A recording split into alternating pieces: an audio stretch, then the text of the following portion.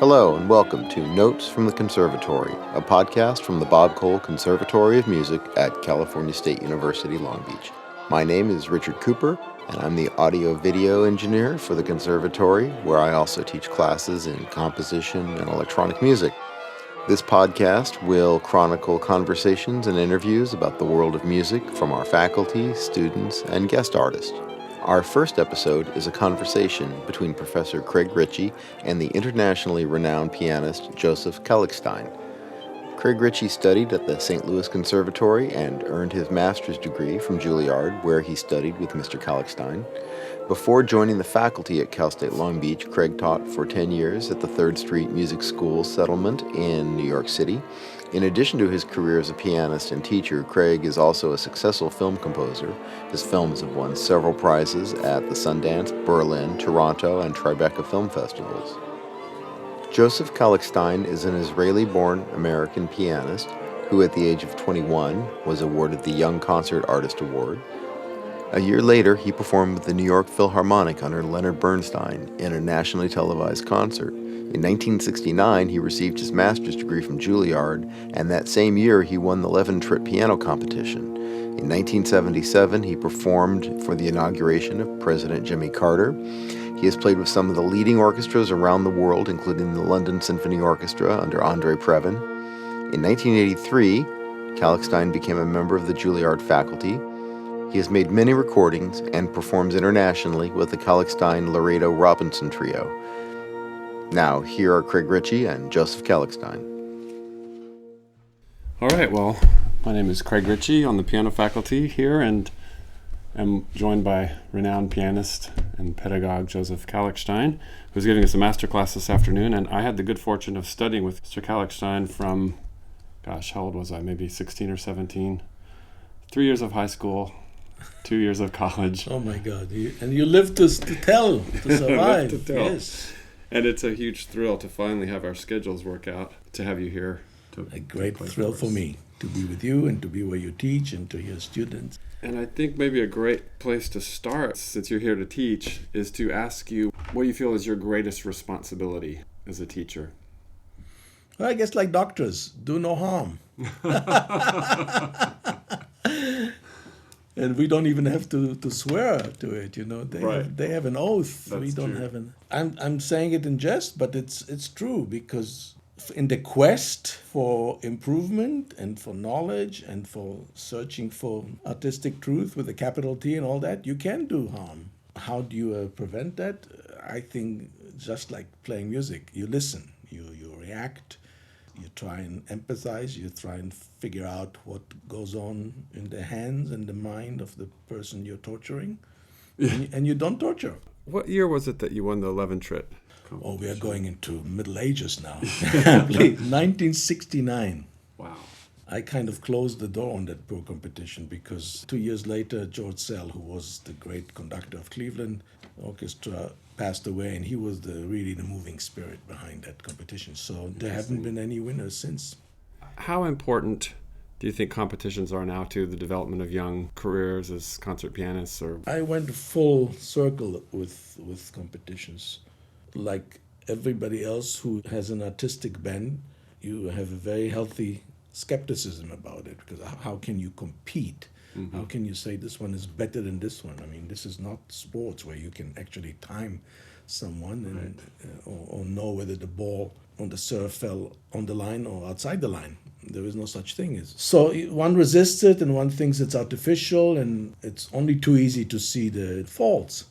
However, the older you get, the older you realize that the chances of a young person to be exposed to potential fans, potential enthusiasts, potential conductors, promoters are nil, unless you have some incredible connections. This levels the playing field. You can be from the smallest town, the smallest state, or for that matter, the smallest country. And if you can afford the application fee, you can be, quote, end quote, discovered, basically just by your playing. Even if you're not the top prize winner. Yes, well, that has been a very positive development with the internet and television and things like that cover a lot of international competitions.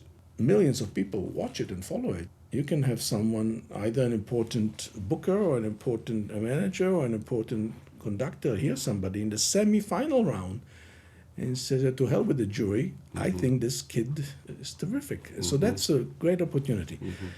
The faults still exist because you have to be more perfect than perfect, and very often great talents are not necessarily perfect, especially under tremendous pressure that the competition is. It's having participated as a competitor only twice in my life, I still remember the scars. It's horrendous. But we all have to have very thick skins if we want to try and succeed in something as subjective as the arts. So you do it.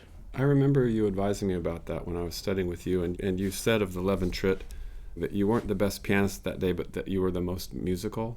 Do you remember saying that? No.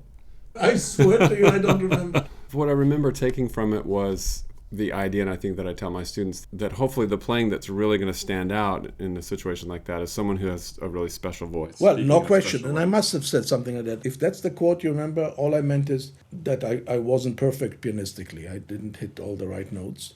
Nowadays, it's harder and harder not to do because so many people, including good ones, do hit all the right notes. But it wasn't so much a statement about the other competitors. It has to do with the fact that, as you just said, if I had something convincing to say, or some voice, or some expression that communicated itself to the jury members, that's what won it for me.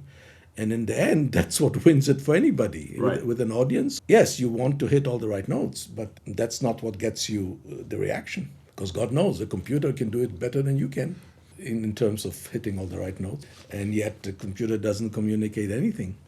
So this is still about, no matter whether it's 13th century music or 21st century music, or whether it's pop or whether it's classical, it's about communicating something through the notes. Do you have any composer that with whom you have a particular affinity or closeness, and if so, why? Quite a few. I know it sounds coy, but it's not. It also changes with how one feels at the time and what one works on at the time. Very often I feel my answer to that question would have been Robert Schumann, and it would be because he's probably the most personal of any composers that I've gone through the psyche and soul and mind. And when I say personal, every composer expresses personal things, obviously. They talk about themselves when they write. And yet somehow he lets you see his imagination and his inward world in a way that no other composer does. So that appeals to me a lot, because I like to dig into that and try and bring it out. But God knows, Mozart piano concerti stand by themselves, and some Chopin, some Brahms, and some Beethoven, some Bach, some Bartok, so much, and a lot of Schubert. I knew you were going to say Schubert. I remember your all Schubert concert at Carnegie Hall. Oh, wow. It was just phenomenal. You were a little boy. No, I was in my 20s. 1983. I was grown up and I knew everything about everything. Right. Let's talk about chamber music for a second, because you're with Jamie Loreto and Sharon Robinson in the Kalichstein Loreto Robinson trio, and 38 years. 38 years. Oh my God. Yeah, if you would speak about the importance of chamber music to you, and then of course to the development of a young artist, in particular pianists. What does that do for pianists? Well, let me start with saying that the concept of chamber music as an entity I feel is wrong, because there's no such. There's music. And all great composers from the beginning to date wrote all kinds of music, and the only thing that distinguishes chamber music is it's for a small group rather than a large group, and it's more than one person. But otherwise, for some reason, somewhere in the 19th century, maybe because of the star mentality that people like Paganini and Liszt started, it got separated, so you had the solo music, the famous soloist played, and then you had the chamber music, which was sort of the chief as compared to the Indians. But that was a false distinction in terms of both the difficulty. God knows the Brahms pieces for chamber music that are harder for the piano than most of his solo music. So it's false to distinguish in that, and it's false to distinguish in terms of creativity or in any other area of a composer's world. If you think of Beethoven or Mozart or Brahms or Schubert, they could have sat down to write on a particular day and write a song and then start on a symphony and start on a chamber music piece. It was all the same to them, just different media. So that separation is really non-existent. In terms of professional life, commercial professional life, yes, some people specialize in one thing rather than another. But in terms of approach, there's no difference. And if I had to say what's the most important thing to do as a performer of chamber music, I would say is to listen, is to know how to listen. I know it sounds simple because we all listen, of course. But to really listen to what people say around you. And from that standpoint, it's extremely beneficial for any development because in the end, that's what you have to learn when you play by yourself too. You think you hear yourself, you don't. You have to learn to hear yourself. And recording yourself and listening to it like playback doesn't help. You have to, while you're doing it, you have to learn. Yeah. And actors will tell you that there's no, yes, they do have soliloquies, but that's the unusual thing. Most acting is reacting. It's listening, yeah. And reacting to the last line you had just heard. So it's a joy to play because you become a better artist if you know how to listen. And there's also the added plus that almost all composers who wrote chamber music were performers, and they wrote for themselves. And almost without an exception, chamber music is at the height of their creative inventiveness and interest. And so to imagine Beethoven without his string quartets is impossible. Right. To imagine Brahms without his piano quartets is impossible. And just to add one last thing, when you play with an orchestra, a concerto, as a soloist, you may be the big shot, you may be getting a bigger fee, and the spotlight is on you, but you're playing chamber music. Right. Even the big pieces like Brahms' Second Piano Concerto, you know, you're playing chamber music with different groups of the orchestra, with the entire orchestra, with one instrument. So certainly in my life there hasn't been any difference, and thank God people like Yo-Yo Ma and Emmanuel Axe have brought chamber music back to the mainstream, so there is not that separation. The big stars play chamber music now too, like they used to. Was there ever any other career that you aspired to other than music? You know, I've been doing this for so long. Yes, I wanted, as a kid, I wanted to be a mathematician. Would you believe that? Oh, wow. Yeah. I still love math. I find it so inventive and so imaginative. And Well, it's a direct relationship, don't you well, think? there is a direct relationship. Photoshop is such a great new invention, you know. There's a famous photograph of Einstein who was both a great music lover and, of course, a great genius in mathematics and physics. And the famous photos, you see him stand by a blackboard with his head turned to an imaginary class, smiling, and he writes E equals mc square. And somebody photoshopped it, you see the exact thing, and it says E equals F flat. So there's the connection between math and piano. So the art of practicing and how students should be focusing their time, their energies, how to get the most out of daily practice, your experience. What I always think of is what conservative politicians always blame liberals for saying. They see a problem, they throw money at it. You don't just throw money at a problem. The same thing with practicing. People don't quite know what to do, so they spend as much time as possible because then they feel they've done the most they can do. I mean, I appreciate the motivation because you do want to do the most you can do, but you shouldn't do it instead of more analytical and more thinking and more focused. And that's hard. To work for half an hour concentratedly is very hard. I certainly don't want to be quoted saying practice less, because most people would just practice less, but not better. How do you practice better? That's something, my God, it took me all my life, and I'm still learning. How to listen, how to analyze what you're doing. Some difficulties, physical difficulties, that the only thing will go past them is repetition. Again and again and again. Let's say something is skipped, you have to get from point A to point B very quickly. And there's no way to do it except for doing it enough times where the hand just knows to do it without, because the hand doesn't think. Well, my hand unfortunately does sometimes, but I try to keep it from thinking. Yeah, exactly.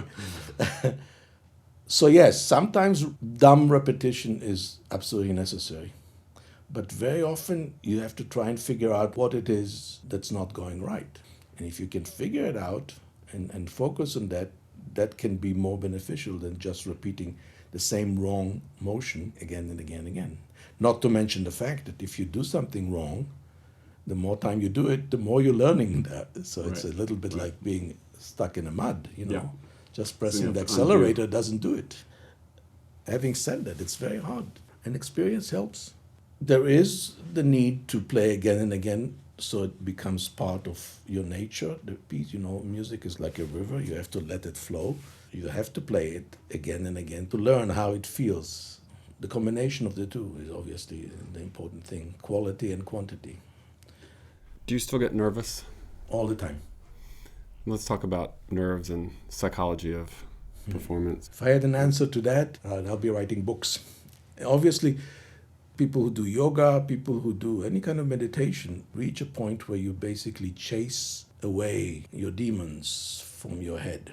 And basically that's what you have to try and do when you perform, because most of the time you're nervous not for any good reason. Yes, if you haven't practiced enough and if you haven't prepared enough, you have a good reason to be nervous. But let's assume you did. Most of us do. You know, we are not frauds. So if you're left alone, you shouldn't be nervous.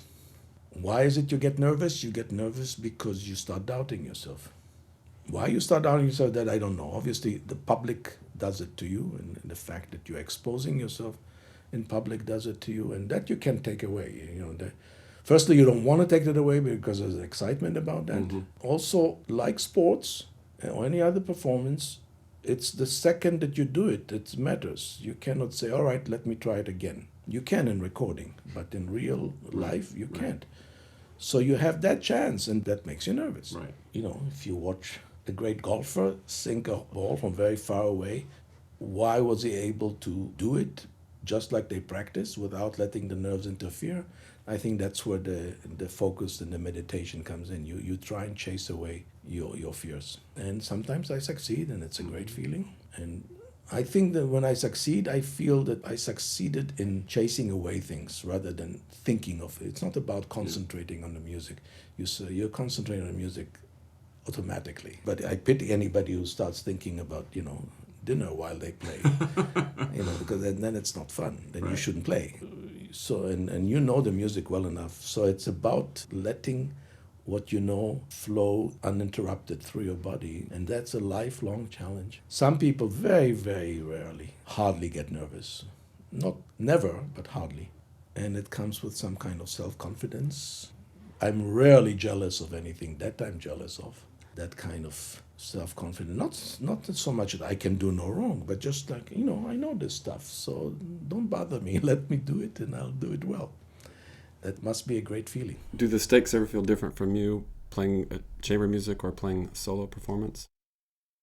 As by tradition, we play solo by heart, so you have the added nervousness of remembering, not wanting to forget. And with music, you can forget. Although I have seen people who got so nervous that with the music forgot too. They're staring at it and they're still... The mind wanders for a split second, and you think you're looking and you're not. Yeah. I remember also once that I asked you to advise me about what to do when I was feeling insecure in performance, and your immediate answer was that what you said to yourself in your own head was to stay closer to the keys. Yes. Does that ring a bell? Yes. And we were talking today about sound, and we got into that technical thing about playing from the key, and it was so refreshing to hear you validate that for me so much. You know, because there's something to grab onto if you're closer to the keys. That's one thing that string players have it all over us pianists, is because they press the string with their fingers and they really feel the thing that's making the sound. They're connecting to the instrument. We press the keys and then 1,600 other things happen before the hammer actually hits the string. And yet the feeling of comfort is with the keys. I've often use the concept of sound production to integrate that with technique. One can solve a lot of technical issues or get control in performance if one's goal is to get the sound that you want from every note. And is that something that rings true for you when you play? Yeah, very much so. That's because you try and emulate other instruments. Again, by the nature of the piano, you're removed from the sound. It's almost like you're pressing a button and then you watch something happening half a mile away. It doesn't give you confidence that that thing is going to happen half a mile away. So if you dig into the piano, it also gets a better quality sound. You don't hit the piano, which many people do. You hear the wood, you hear the aggression if you hit the piano. I always say to the kids, don't do that. The piano didn't do anything bad to you. Why do you hit it? Yeah. Well, maybe sound is a great place to stop because probably you have the most beautiful sound of any pianist that I've ever heard, and in every lesson it was both a joy and a curse to get to hear you demonstrate something, because on the one hand it's like, oh my God, that is just so gorgeous and so beautiful, and then on the second hand it's like, but I'll never be able to do that. Well, but that's where you were wrong. Sound is something that you look for. The first step is to have it in your head. If you had it in your head, then you can find it. Yeah. So thanks to you put it in my head. Good, thanks. I'm glad. All right, well, thank you so much for What a pleasure. having this conversation. Thanks, Craig. Likewise. You've been listening to Notes from the Conservatory from the Bob Cole Conservatory of Music at California State University, Long Beach. Thanks for listening.